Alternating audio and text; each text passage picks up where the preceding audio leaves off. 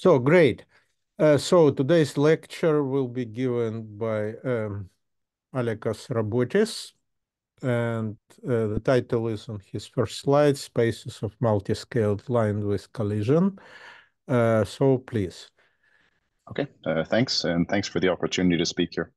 So, right. So this is going to be part of the continuing lecture series. Today I'm going to be talking about a space of so-called multiscaled lines, which is going to be used as sort of a model for the partial compactification of the stability manifold. Today we're not going to talk so much about stability conditions, but rather we're going to think about a different compactification problem, and I'm going to leave it to Dan in the subsequent lectures to tie it together. So, okay, so first and foremost, the objective here is to construct a modular in some sense and smooth compactification of Cn mod Ga. And this just means, of course, configuration space of n points in C after translation. Modular should be in the sense that we have a good description of what the points are in the compactification, not just taking some sort of a closure and some embedding. So I'm going to start by just saying what the answer should be in some special cases. And after that, I'll get a little bit more into the details. So the first thing we could do is we could consider the following configuration, where we choose some complex numbers AI that are distinct, and we take the limit of this as t goes to 0. So this does not converge, of course, here. But what I'm going to claim is that the answer in our compactification should be something looking like this. It should be a genus 0 nodal curve with n marked points on these bottom components, P1 through Pn. And on this root component, we're going to have nodes which are going to be somehow remembering certain aspects of the order of growth of these different endpoints. So you can see the A1 through AN here are kind of recorded as the position of the nodes. So that's the first example. So the second example is going to be a variation of the first. And so what we're going to say is that here we have a configuration of 4 points. The important feature here is that we have, let's say, A2 and A1 are distinct, maybe I should have said. We notice that in the first grouping here, we have that there's a difference, which is just some constant B1. And in the second group here, we have a constant, which is or a difference, which is a constant, some B2. And so the question is, what should the limit be here? And so I claim that the limit will be, again, a 4-marked nodal genus 0 curve, like this, where there's going to be 2 bottom components, which are going to record sort of the end positions of these 2 points, and 2 marked points here, recording the end positions of these 2 points. But you notice that here, there was a finite distance between these 2 points for all t, or convergent distance, if you prefer. And somehow this object should be remembering that the difference in the limit is given by B1 between these 2 points, and the difference here is given by B2. So I claim that the compactification will have these features. And finally, I'll give a slightly more complicated example, which gives you maybe a better sense of the general behavior. So it's color-coded here to make it a little bit more readable. So we're going to consider 5 points now inside of C up to translation, and we're going to describe them by these kind of Laurent polynomials. So we have, in some sense, the leading order term is given by the coefficient of t to the -2. So we have, let's say, 2 different leading order terms with A1 and A2. So this is going to be reflected on the limiting object by having a pair of node points at the root component at A1 and A2. And so then within this group, we can proceed to the next coefficient, and we have B1 and B2, right? So what we get is at the next component, we're going to get B1 node and B2 node recording these 2 next behaviors. And finally, we're going to get a marked point down here corresponding to the first point. And we're going to get a pair of marked points on the bottom here for the next 2, which are going to be separated by a difference in some sense of C1. And the same thing happens on the other side of the tree. Okay, let me know if there are questions, but I'm going to say some things in more detail now. Just a second, I'm not clear how the additive group GA acts on the Cn. You said translation, but translation is that the vector group or just simply GA? Yeah, sure. Let me just write. So it's if this is we can just think of this as being a complex number. I'll write GA just to emphasize that it's a group. We'll act on Z1 through Zn by just translating everything simultaneously. So in particular, the important thing is that that's anomalous fixed direction doing the translation. Yes, I suppose. You're translating along the direction 1, 1, 1, 1, 1. Yes, exactly. Sure. Yeah. Okay, Fine. thank you. Yeah. Yeah. And in particular, an important observation from this is that the invariant functions are sort of, Vj minus Vi for different I and j, which is going to be important. So, Okay. Alekos, to put it in some kind of perspective, your compactification has nothing to do with known compactifications, whatever kind of quasi-maps, configurations of Fulton-McPherson, I, motivic stuff, yeah, I, I, whatever. I can't speak for the quasi-maps, but I can say for the Fulton-McPherson, there's a lot of similar features, but as far as I can tell, it's not the same. We'll see some similar features in terms of how the boundary divisor is described and so on and so forth, but I don't think it's the same. Okay. Yeah, but we can discuss, soon. Okay, so the moral of this whole story at the beginning is that if we're given this kind of a path in the space, we should get a limit in the compactification an, which is reflecting asymptotics of these difference functions. So that's what we hope for. Okay, so now I'll tell you about the objects which are going to be doing this. So these are going to be called multi-scaled lines with collision. So the first thing is this sort of lemma, which is mostly an observation, which is that we can consider a configuration of endpoints of the translation as being the same thing as specifying endpoints on P1, where here we think of P1 as, of course, one-point compactification of C with a special marked point at infinity. We record a meromorphic differential with a unique order 2 pole at infinity, and we choose endpoints in the finite complex plane that may collide with each other but not with infinity. So basically, the point here is that up to isomorphism, we can assume that omega is dz, where here I'm just thinking of z as being some coordinate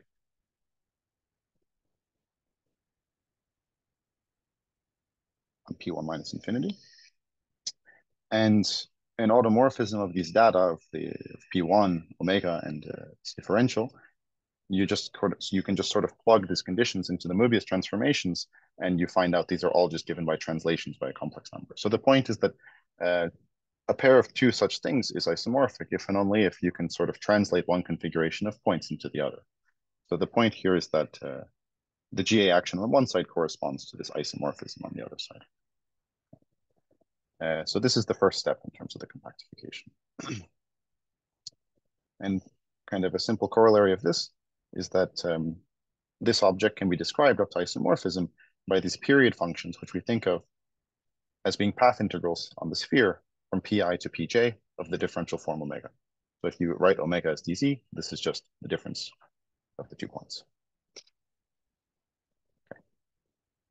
Fine. So now we can say, now it should be a little clearer what the data should be.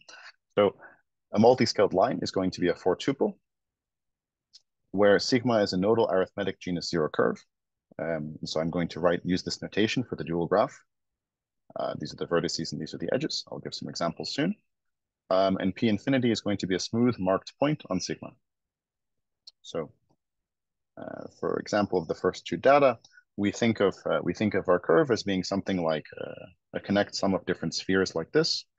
And to construct the dual graph, associated to each irreducible component here, you get a vertex, and associated to each node between 2 irreducible components, you get an edge.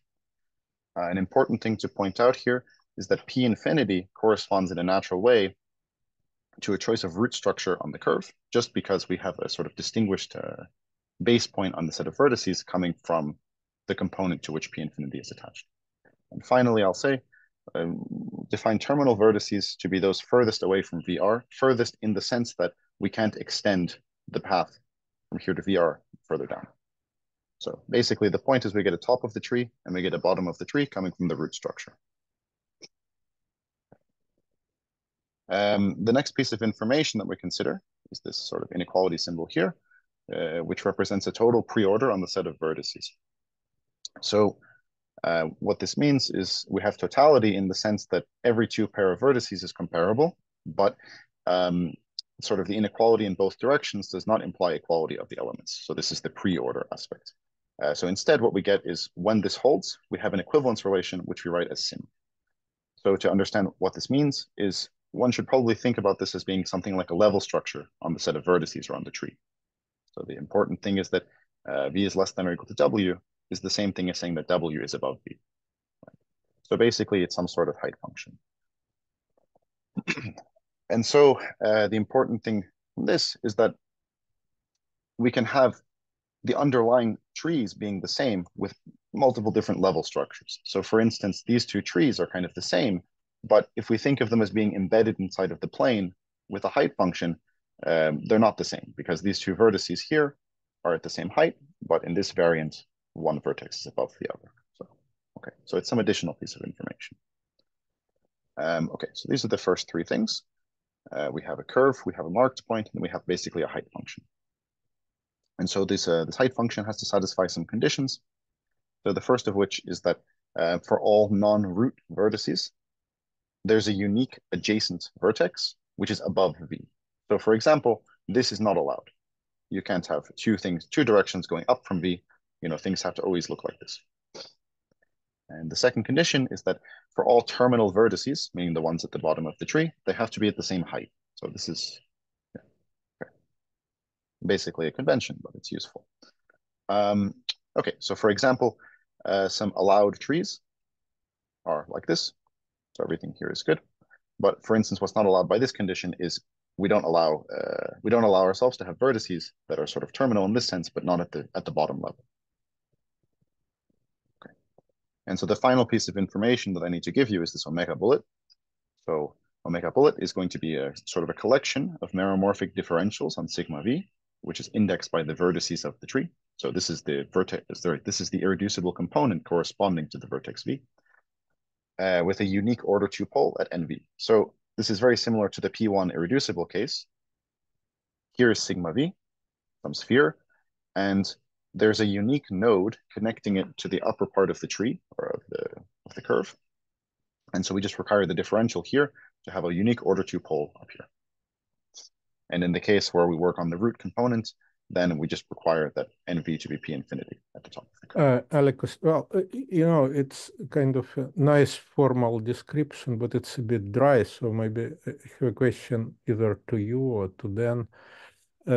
So I understand that your meromorphic form is sort of a central charge. So the integral is equal to the difference of two kind of morally critical values of maybe non-existing Landau-Ginzburg model. And so you are describing this collection, a degeneration of the central charge.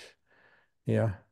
Yes, exactly. So the point of all of this business is going to be that in the end, we're going to have some sort of tree like this, and the compactification that we're going to be studying, we're going to choose some central charges of some objects in our derived category, like this. We're going to define something like a logarithm function. I won't spell out what that means here. Like this. And so the point is the natural thing to do is to regard this for some reason as living inside of Cn mod Ga. And then we're going to take as a function of time, depending on the stability parameter, we're going to take the limit as t goes to infinity. And the point is that you converge to some object whose central charge is naturally valued in the bottom components of these trees. But the central charge will only be defined up to sort of a GA action, which is why it's important to remember the differentials. Yeah, I understand it from the point of view of the Landau-Ginzburg, because really the central charge is a difference of critical values, so you can add an overall constant. But in Calabi-Yau examples, yeah, I do not quite understand. Okay. Oh, we're not, okay. yeah. I would just have to comment that I went a little bit too slowly in my first talk, and so I didn't get to the. No, I it was didn't fine. properly motivate this. Yeah, but it's yeah. But I told Alekos that he really has to go to the definition of the space, because we'll need it for the rest of the talks. So Okay. that's why he started with it. Yeah, because I want to be able to actually give like a very precise definition of what is this compactification. And this space is the sort of local model. This is the local model for the stability manifold at infinity, basically, is what we're constructing. Yeah. Yeah. I mean, it resembles. I mean, we had. I'm asking. We had sort of it's unpublished with Maxim, Misha Kapranov, and some other people. It's a definition of the irregular Schober, And it's sort of similar thing. So the critical values depend, this Ti depend on the parameter, and we needed to introduce certain equivalence relation, which sort of categorical analog of the Stokes filtration. Yeah, it's indeed. Okay, good. Okay, thank you. So sorry for interrupting. Yeah, okay. Okay, I should continue. Okay.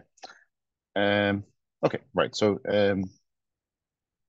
it is to say, yeah. So what we have is just some meromorphic differentials for now. Okay. And so yeah, the important thing here, kind of like I started to say above here, is that we have for any pair of points which are lying on the same irreducible components with the, sort of the north pole removed, it makes sense now to consider the path integral from the endpoints like this. So this gives us the notion of periods that we said that we wanted at the beginning, and so this is good.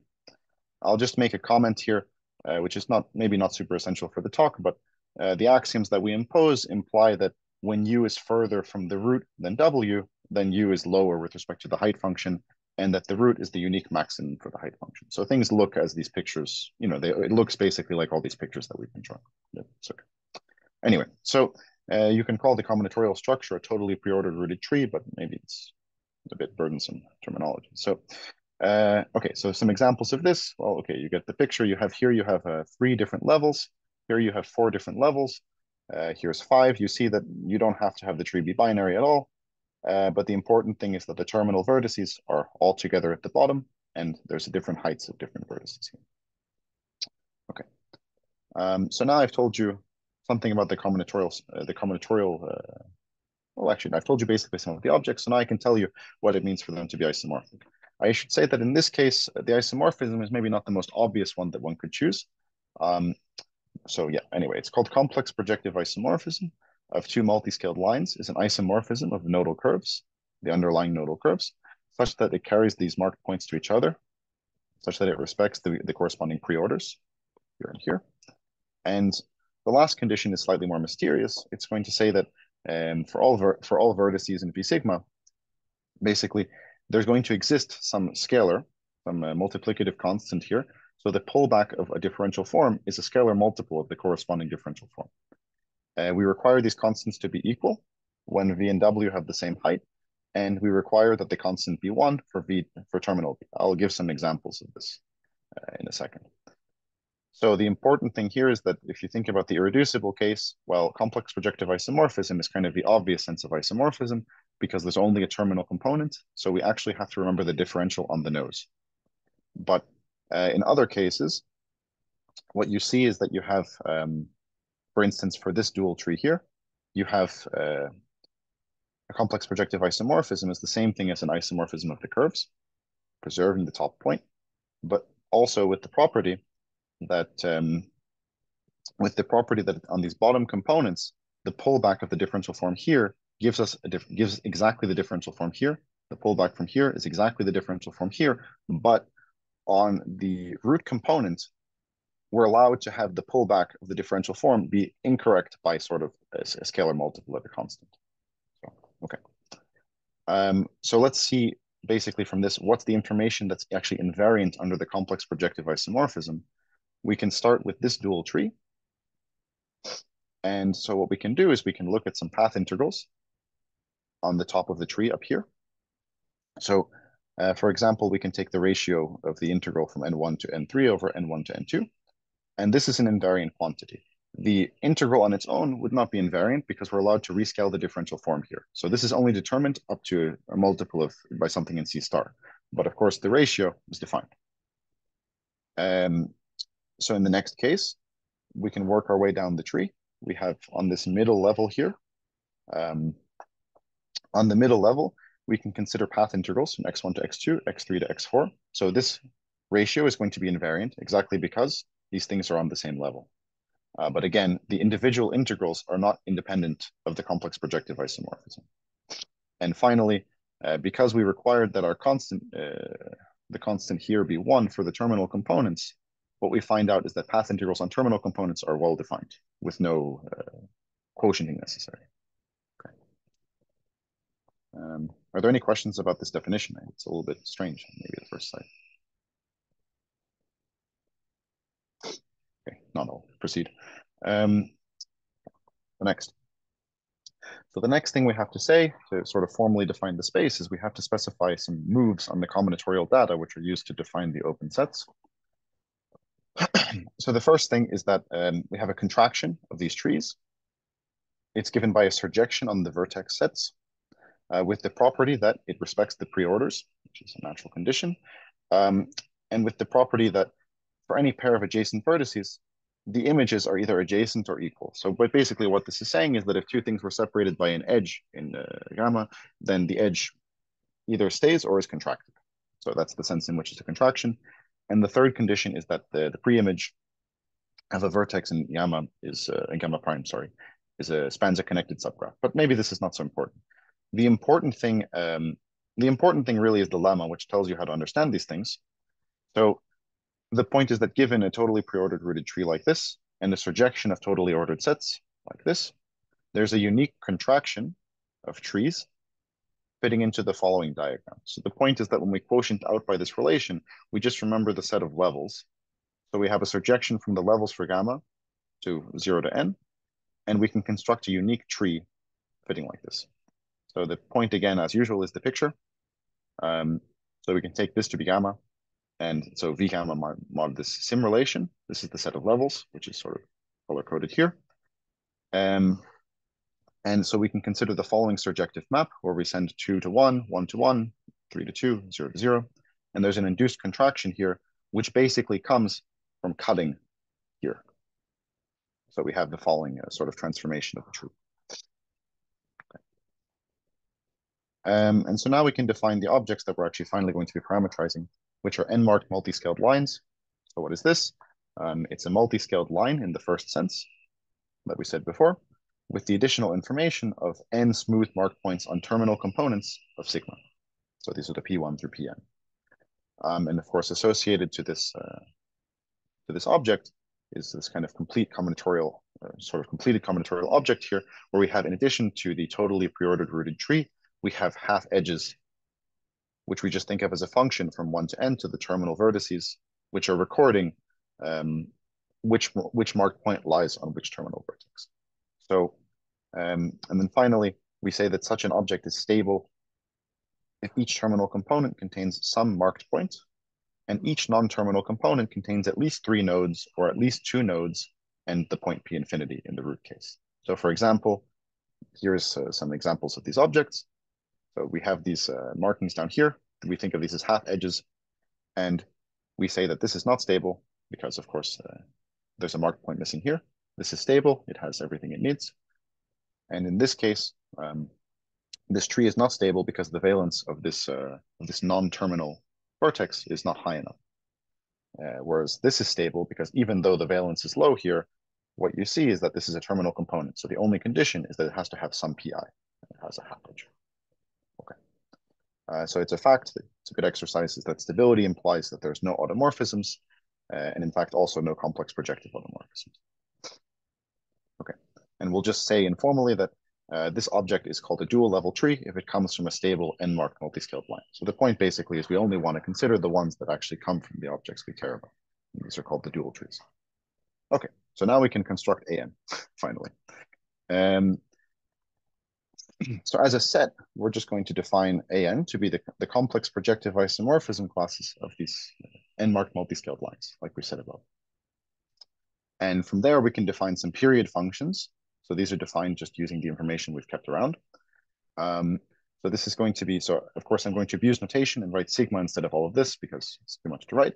But the period from I to j is going to be the integral of the corresponding differential form when pi and pj are on the same component. This makes sense because we have a differential form on the bottom on a terminal component, so we can integrate.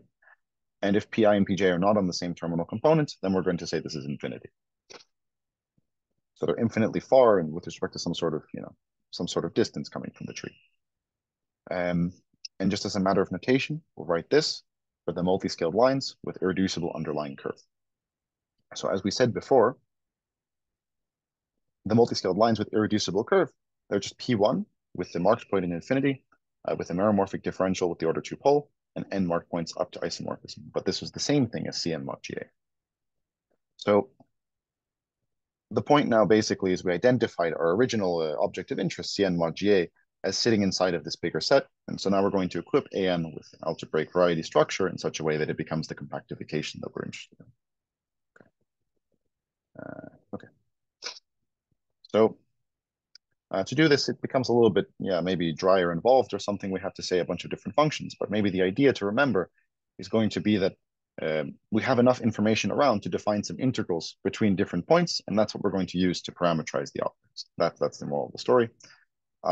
So given a multi-scaled line as like here, we can define this integral function iij to be the integral from two nodes like this, where v is the join of hi and hj in the tree. So to see it in a picture, we have I and j are the half edges at the bottom of the tree. We compute their join in the tree, and we integrate a path between the corresponding nodes. And so that's what this says. If pi and pj lie on the same component at the bottom, we just compute the actual integral. And if not, we compute the integral between the nodes connecting sigma v to these two components.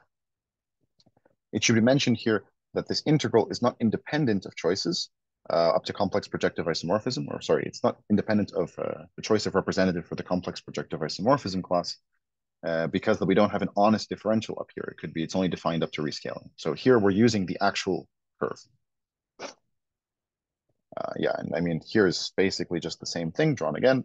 So for instance, to compute this integral function I13, we start with the marked point, or whatever, the half edge 1 and the half edge 3. We compute their join in the tree, it's at V, and we integrate along a contour connecting the two nodes. To compute 2, 7, we start with 2, with 7, we find the join up here, and we integrate along a contour between the two nodes. And finally, 7 and 9, the corresponding mark points lie on the same part of the same terminal component, so it makes sense to just directly integrate them. So this gives us a bunch of functions. Okay, good.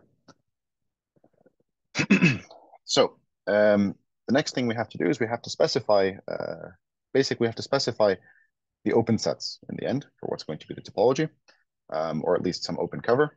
So for a dual tree like this, we define U gamma to be the set of curves in AN. So there's a contraction, as before, from gamma to gamma sigma. So basically what this is saying is that we fix,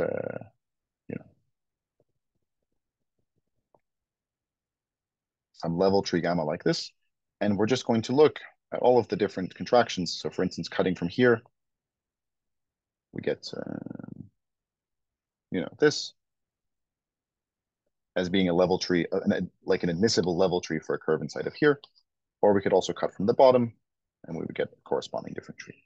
Anyway, so the point is that we specify an open set by saying which combinatorial data are allowed for curves. And at this point, right, the point now is that, so given sigma inside of this open set, equipped with a contraction from gamma to gamma sigma like this, let's just say that there's L+1 levels. What we do is we choose a vertex on level M for each 0 to L, and we choose a pair of indices so that the join in the tree of these two indices is Vm. I'll again illustrate this with a picture because it's a lot of notation. So the point is basically, again, that we choose V0, V1, V2, and V3. Actually, V0 doesn't really matter.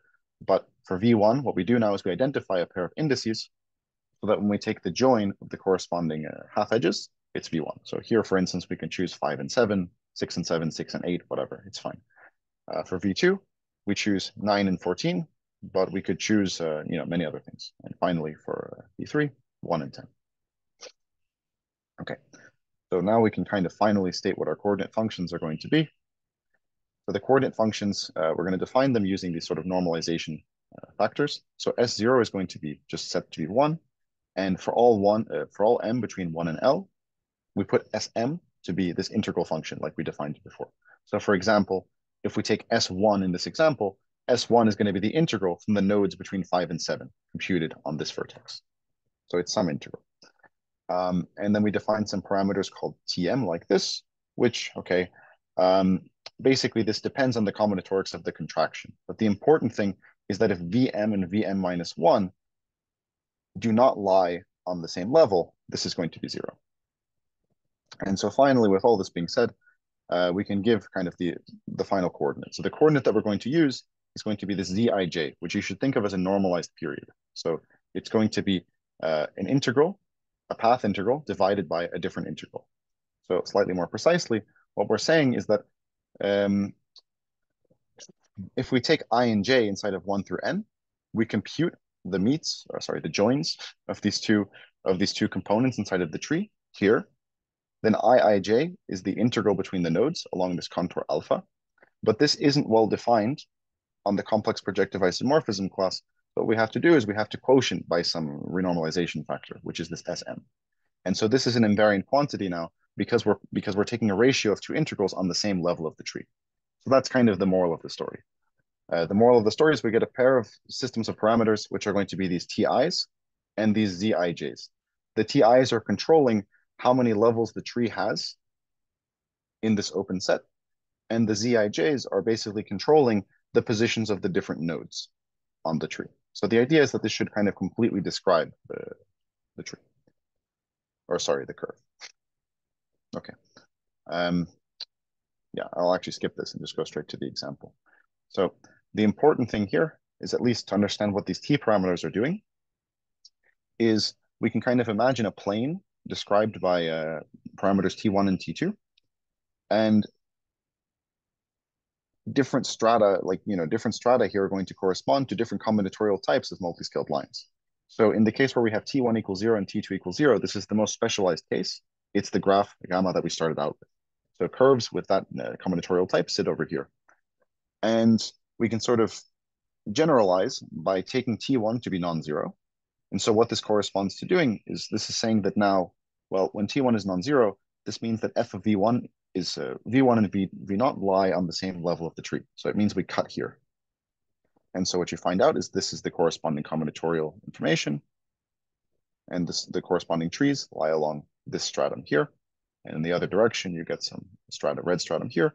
And then if you generalize 2 times, you get into the open, sort of a generic open dense subset, which corresponds to irreducible curves out here.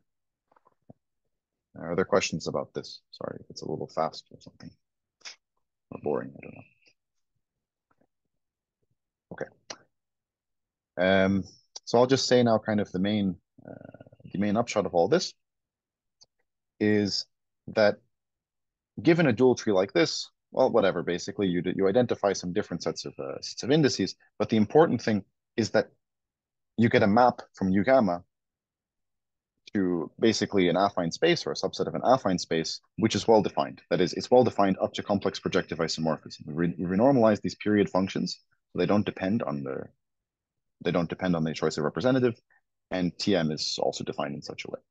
If you choose different vertices and different indices and so on, the resulting map differs from this one by a very simple automorphism of the target. So the idea is that we can unambiguously give this open set, or this set, I suppose, the structure of an algebraic variety.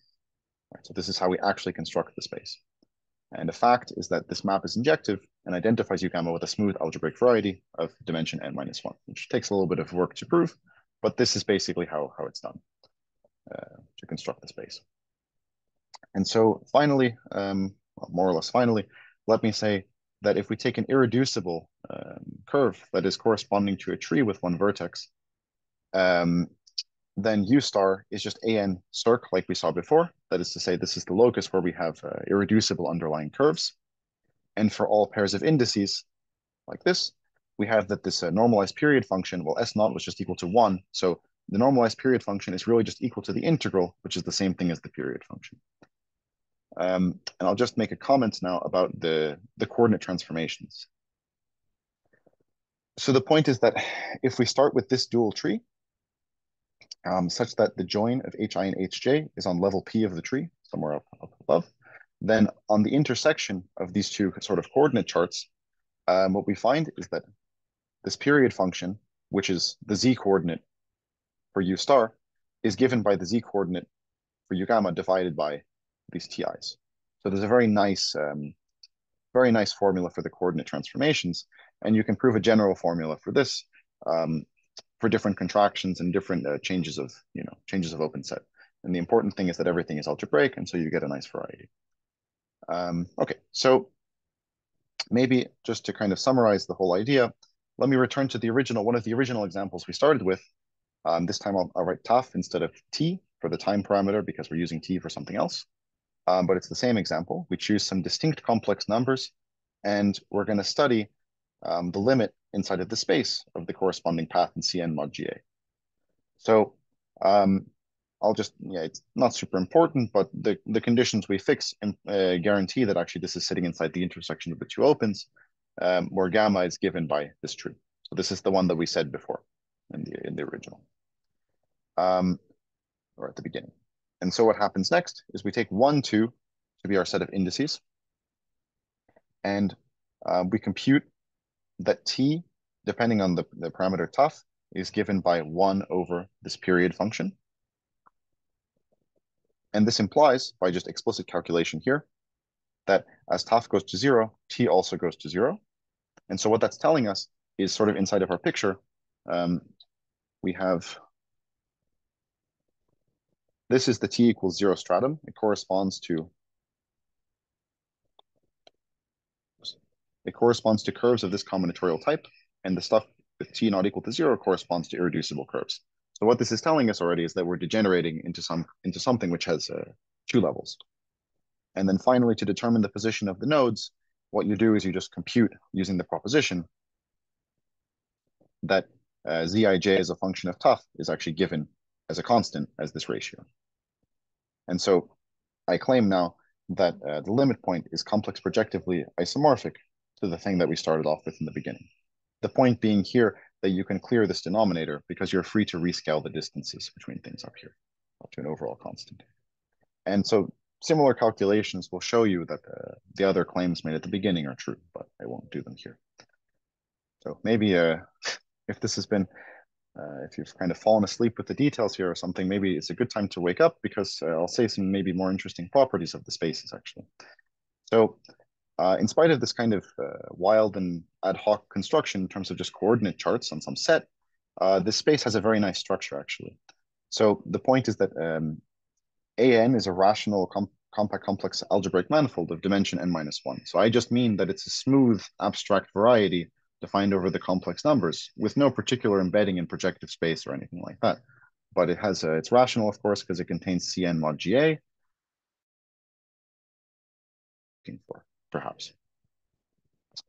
And so the first 3 examples are going to be A1 is a point, A2, of course, is P1, and A3 is going to be P2 blown up in 3 collinear points. So this is not so clear, but maybe I'll say something about this towards the end. A4 already becomes much more difficult to compute, but I can give you, I'll write an explicit description maybe towards the end if there's time. So, right, so now I'm just going to very quickly go through a bunch of different properties that this space has, a lot of which are quite nice. I'll just say them quite quickly. So the point is that if you fix the dual level tree, so if you fix the combinatorial type of the curve, then of course you can try to define stratification using this information. So we define this S gamma circ to be the set of curves with exactly this, with this corresponding dual tree. And we define, S gamma to be the closure. It has an explicit description in terms of contractions, but maybe let's forget about that. The important thing is that S gamma is a smooth closed subvariety of AN of codimension given by the number of levels minus 1. So in particular, if we want to find some divisors on our space,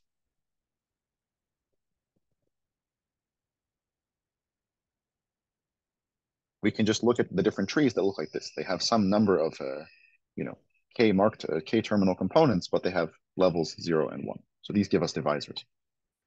And so our proposition is that this gives us a quasi-affine stratification of AN by smooth subvarieties.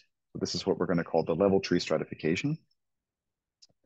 The second thing is going to be that if we take the space AN and we remove sort of this open dense subspace that we were compactifying, then what we get is we get a union over a bunch of these divisors corresponding to length 1 trees. And this is a simple normal crossings boundary divisor, which is a nice property to have. And so the next thing we can consider, there should be a little bit of a break here, I suppose, is that there's a natural SN action on AN. So the symmetric group acts by permuting the marked points. And so you can ask yourself, is the action algebraic? Yes, the action is algebraic. It's very easy to check using the coordinates once you get them set up. So this is maybe kind of an expected feature. And it's worth noting that this action is generically free but not free. So in particular, this transposition of I and j, this stabilizes this curve if and only if pi is equal to pj. But these mark points are allowed to collide, so this does happen.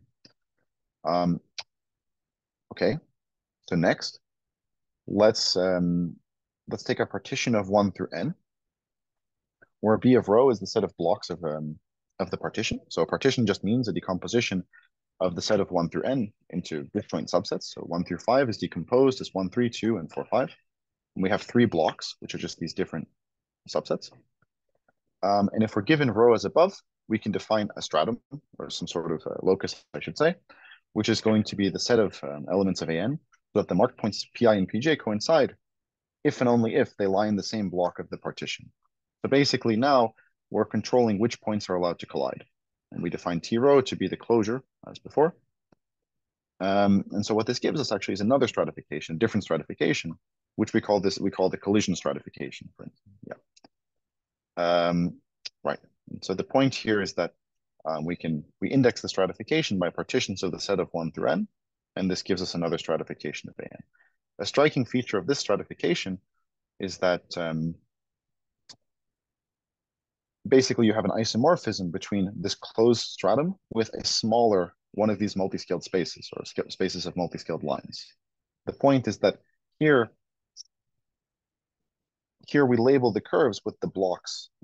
Here we sort of label the mark points with blocks. And the idea is that if things are somehow colliding, then maybe it's a little bit hard to say in words, but the point anyway is you get a nice isomorphism between these two things, which gives you some sort of recursive structure for the spaces. In particular, there's strata sitting inside of an, which are isomorphic to smaller AKs. Okay. And so finally, I think what we have is that the space Cn mod Ga, it carries a natural action by this group G. And the group G is, well, okay, it's Ga to the n quotiented by a small diagonal, just sitting as 1, 1, 1, 1, as we said before. So there's a natural way to define an action of Ga to the n on an, right? This is a nice feature of this compactification, is that if we take an n tuple of complex numbers, we can translate these mark points, each one of them by a1 through an, and this makes sense on each one of the terminal components. We've remembered enough information that this is independent of choices. So basically when we act, we just translate P1 by A1, P2 by A2, P3 by A3, and so on. And so this gives a G action, this group, on AN, which is algebraic, and with respect to which this inclusion map becomes an equivariant compactification. So it just extends the sort of tautological action on the interior. So anyway, the moral of this section, basically, is that AN has a lot of different structures and properties, which I would say is kind of surprising, given the fact that it was, at least here, just constructed using kind of hands-on construction, right? Just involving charts and gluing and so on. Okay. Any questions about some of these results? Okay. If not, I'll just maybe say a quick story about how this thing came to be. So the point was that originally we wanted to compactify Cn mod Ga by genus zero curves in some sense. And so I think the first thing that we did here was we considered some functor f, which involved some flat families of genus zero curves with differentials and some conditions and so on, and marked points, which seems like a pretty natural thing to do if you're trying to build this compactification. But in the end, actually, it was proven by Zaharyuk in 21 that an equivalent functor is represented by a projective scheme over spec Z with mild singularities. And so I think, as Dan said before, this is sort of meant to be the local model for the partial compactification of the stability manifold. So we don't really want to be modeling on a singular thing. We'd prefer to be working with a smooth space. So this kind of made this attempt made this not a very good route. So what I want to quickly do is I want to quickly describe what the points, however, of the space that Zaharyuk constructs look like, at least the C points anyway. So the points here are going to correspond to very similar pieces of data, which are going to be, an arithmetic genus zero nodal curve as before, some kind of special marked point P infinity, which isn't allowed to collide with the PI, some differentials. But the difference now is that these are meromorphic differentials that are only on the terminal components of the curve. We don't have any differential information above the bottom. But however, these things are required to have, the same order 2 pole condition and so on and so on. Okay. So there's no differential on terminal components, and also there's no information of the level structure. So we have a top and a bottom of the tree, but we don't have any, it's not really well defined to say that these two things are on the same level. Anyway, in the meanwhile, we had started thinking about this kind of problem, Zahario constructed a resolution of singularities of this space, Wn to Pn. And so Wn is an augmented wonderful variety, which is an object which has been studied, I guess, recently in algebraic combinatorics. But in the meanwhile, we were using some ideas of some papers which are sort of thinking about dynamics to construct AN. In particular, this idea of doing this level-wise rescaling of the differentials is kind of due to this paper of Bainbridge, Chen, Gendron, Gruszewski, and Muller. But we made the construction that we did was much more somehow ad hoc, but also slightly different variation. For instance, in our situation, we allow mark points to collide, and here they're not allowed to collide, and there's some other differences. So the spaces are not obviously the same, although it would be nice to relate them. Anyway, the point of all this is to say that we have two different constructions of smooth spaces, and both of the smooth spaces are related to Pn, right? So there's a natural map from R space AN to Zaharyuk space Pn, which is given by forgetting information. If there were a moduli theoretic description of AN, we could just say it's some sort of forgetful functor, but we don't have such a description. So you define it on sets of points, on closed points at least, by saying that the map is you forget the non-terminal differentials and you forget the total preorder or the level structure. So we just get rid of this and we forget any differential information that we had above the bottom. So this gives us a kind of natural map. And so here's a pair of questions that you can ask. Is this a morphism? First of all, because it's not clear from the way it's defined. It's just defined on sets. In particular, it would be a resolution of singularities if it were. And if that's the case, is there a diagram, a commutative diagram like this? So this is Zaharyuk's resolution, which he constructs using this wonderful augmented variety from combinatorics, basically. And this would be our resolution constructed using this forgetful map. So we could ask this. And so the theorem, which, well, it's on the archive as of a couple of weeks ago, is that, yes, it's true, actually. So this is an algebraic map, or I said, this is an algebraic map, maybe it's better to say. It gives a resolution of singularities of Pn, and in fact, it's a resolution of singularities compatible with this diagram. So I think this is kind of interesting because it relates these sort of combinatorially defined varieties with all these kind of nice stratifications and structures to these spaces that we were thinking about in terms of this kind of ad hoc differential construction. So with the remaining time, if there's no questions, I'll just say a couple of things about maybe about this result and sort of what this tells us about Wn and An. So I won't go into much detail on this, but Wn is an augmented wonderful variety, which is associated to some matroid Kn, associated to a graph. Now, the important thing to keep in mind here is that this is some combinatorially defined object, and it's defined as an iterated blowup of a subspace arrangement in Pn minus 1. So the first non-trivial example, at least, for n equals 3, is that W3 is the blowup of P2 in 3 collinear points. So this should remind you of the description of A3 that we had before as a blowup of P2 in 3 collinear points. So, okay. And the next thing is basically the following image. I won't completely explain this, but I will say that the relevant piece of information that you extract from this matroid is you extract some lattice of flats, and the lattice of flats corresponds in these cases to the lattice of partitions of the set of 1 through n. And so basically we have a bunch of different partitions where 1, 4 here, for instance, refers to the partition 1, 4, 2, 3. So this is just, decomposition. Like this. So basically we have a bunch of different partitions encoded like this, and we draw an arrow like this if the top partition is a refinement of the bottom partition. So in this case, we have that the block 1, 4 is contained in the block 1, 4, the block 2 is contained in the block 2, 3, and the block 3 is contained in the block 2, 3.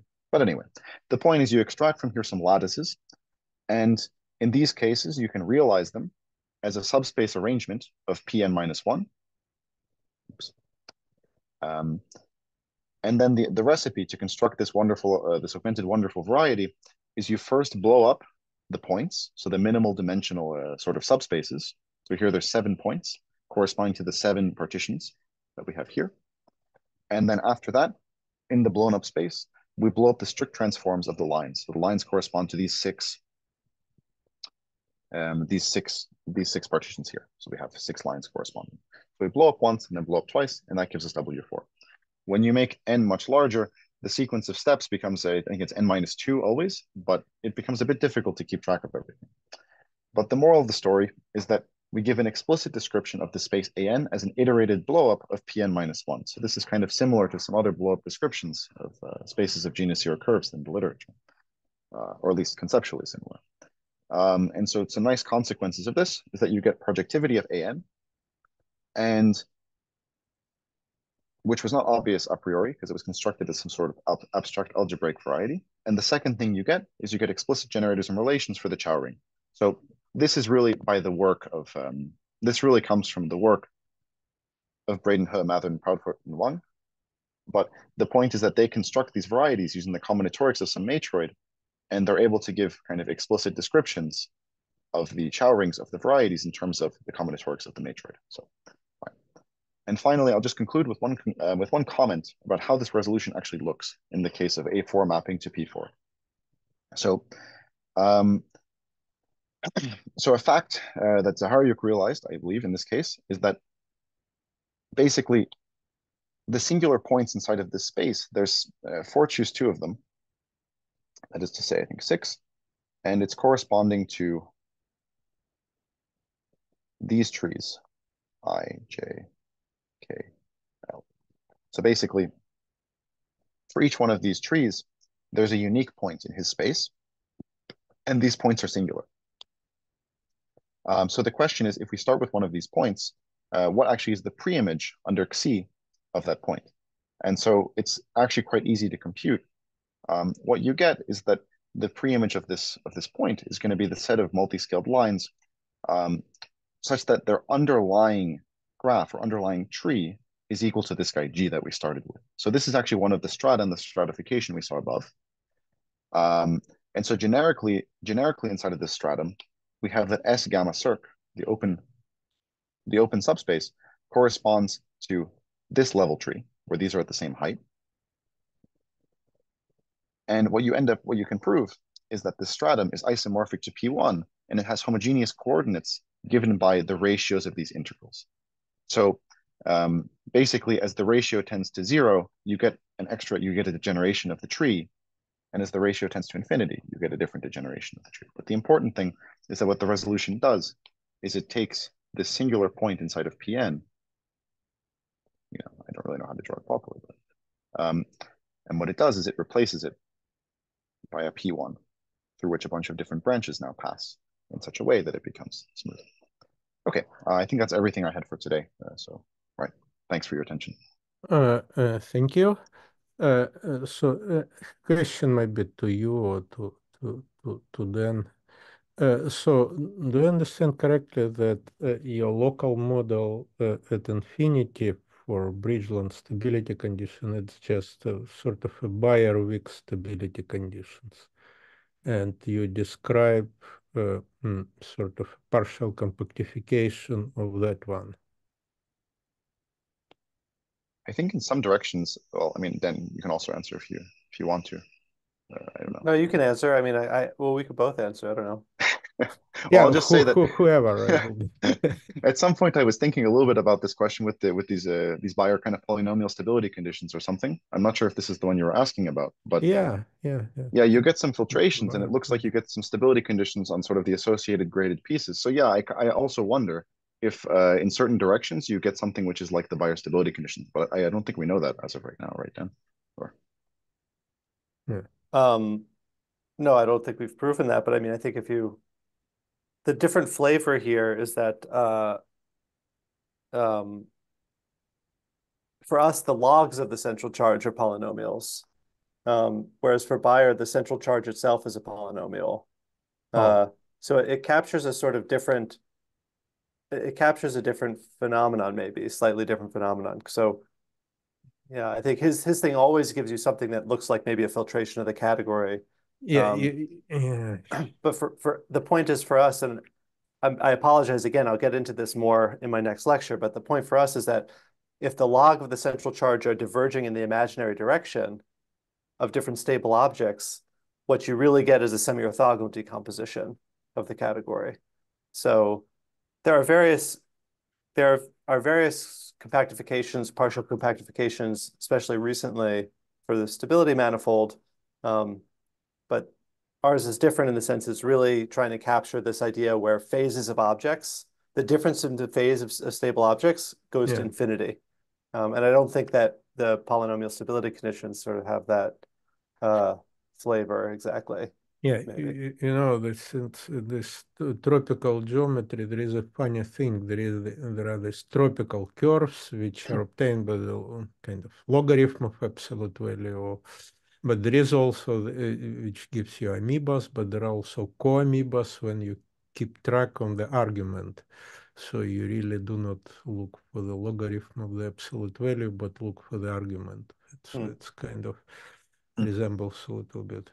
Yeah, all right. Good. More questions?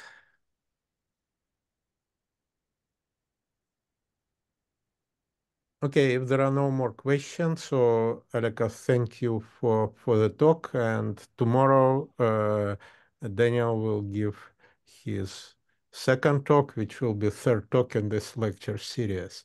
All right. Yep. So Okay. thank Thanks. you. Thank you.